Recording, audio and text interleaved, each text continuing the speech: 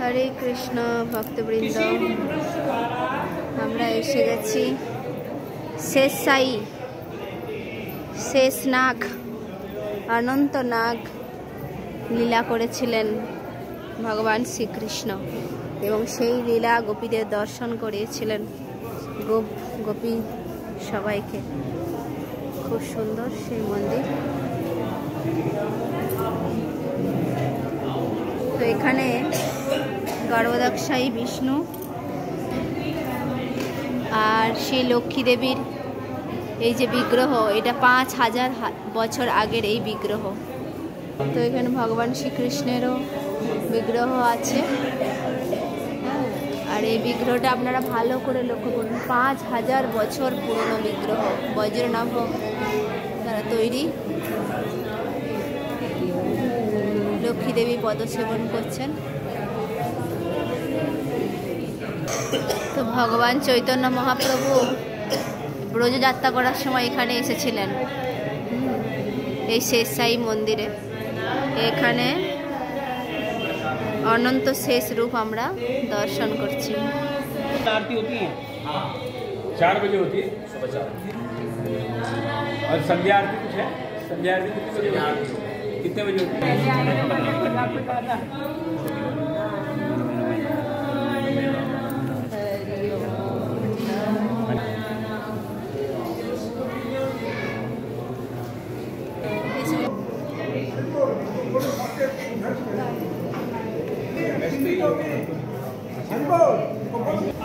তো এই শেষ সাই মন্দিরের তীরে একটা ক্ষীরসাগর আছে।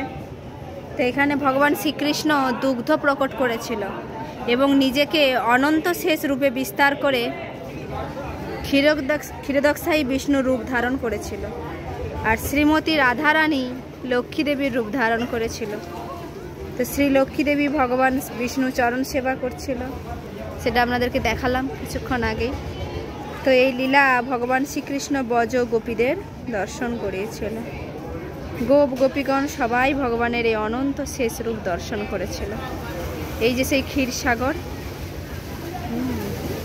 হরে কৃষ্ণ কৃষ্ণ কৃষ্ণ হরে হরে, হরে রাম রাম রাম হরে হরে।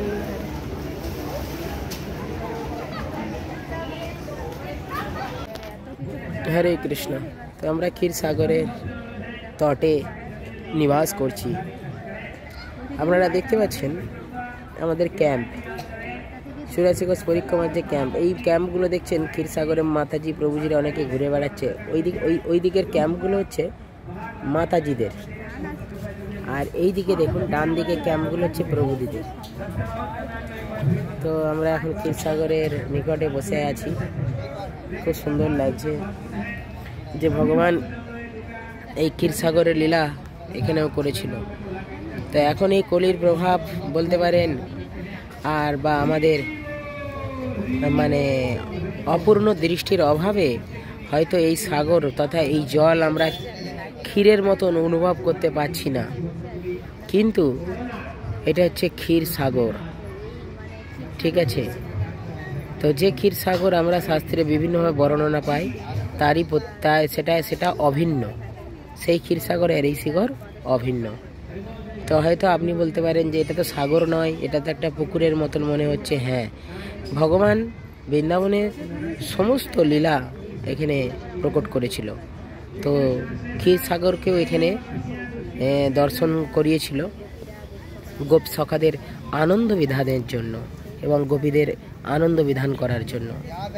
তো ভগবান অনন্ত কোটি ব্রহ্মাণ্ডের মালিক, তিনি বিভিন্ন জায়গায় বিভিন্ন আনন্দ বিধানের জন্য বিভিন্ন কিছুকে বহন করে নিয়ে যেতে পারে।